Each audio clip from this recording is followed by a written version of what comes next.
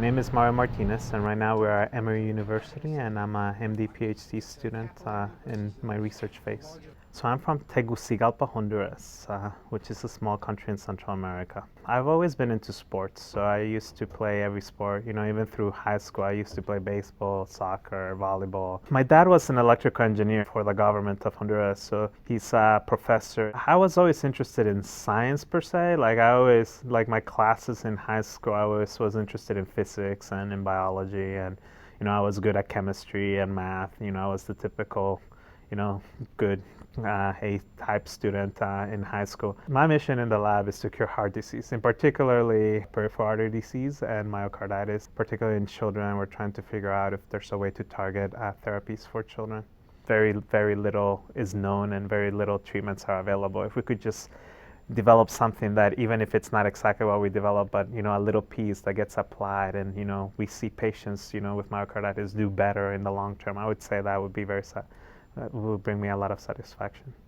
We have like 12 different team members that are looking at different diseases of the heart. We're all exploring different techniques. People always feel supported in our lab, and we would like to keep it that way. When we bring new people in, we want to make sure that they will fit in with that culture we have, which is a culture of collaboration. No, I don't even know where it is. Oh, well, I guess you could look at mine. Or you could honestly. And any time that we need something new, the great thing about labs is that you can either acquire it or build it, or or develop it. Like if we're doing a new technique, it's like, okay, so how do we build this? A lot of the things that we use are things that haven't been used before. So that's something that's also pretty exciting for somebody that's very handy. What is enjoyable is the end result, when you're like, okay, despite all those things and all the limitations we have, we're able to tell a story and to show like, okay, this is what we did, this is the data we have, and this is why you should care. When I got to college, I started understanding that, there's all this that we know, but there's all this that we don't know.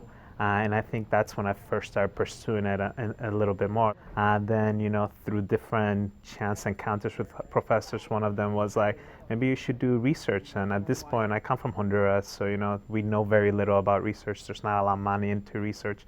And it's not promoted in schools, really, so I didn't know what it was. I was like, sure, I'll give it a try. So I started falling in love with the process, like how I had very good mentors, and they were like, okay, so this is what we're doing this, can you think about what the next step would be? And it just felt like it's almost like playing with Legos, it's like you're building things and you're trying to figure out new answers to how diseases work. And that was when I was captured with it. And then upon graduating, I decided like, I don't know what I want to do, so I'm going to take a research position for a year or two while I figure things out. And then after that, I decided maybe I want to do this as a career, So it was definitely a process. It wasn't, since I was 8, this is what I wanted to do. It was definitely something that developed. And, and opportunities kept presenting themselves, and I just kept taking them. I was always good at math, but we do very little math, actually, which is one of those things that people don't realize. Like, I used to joke with my wife that, like our math is so complex that it doesn't have numbers anymore. It's just letters and symbols and equations. I think about my PhD as developing this toolbox that allows me to explore even more things. The second fold would be like to develop something that's actually translatable. The reality is we all as humans will at some point suffer some disease, and it's just so complex to me, like we've spent years and years knowing, for example, about heart attacks, and we have all this research, and still we can't, it's still a problem. We still have millions of people that suffer it in the United States and in other parts of the world. So I don't think it was a particular person or something like that. It was just like I'm always interested in, it's human suffering, I think that if you're considering a career for medical research, the great thing is that you'll never be bored. There's so much complexity, so many techniques, and so many diseases that you can explore that, literally you will never have enough time to do everything you want to do.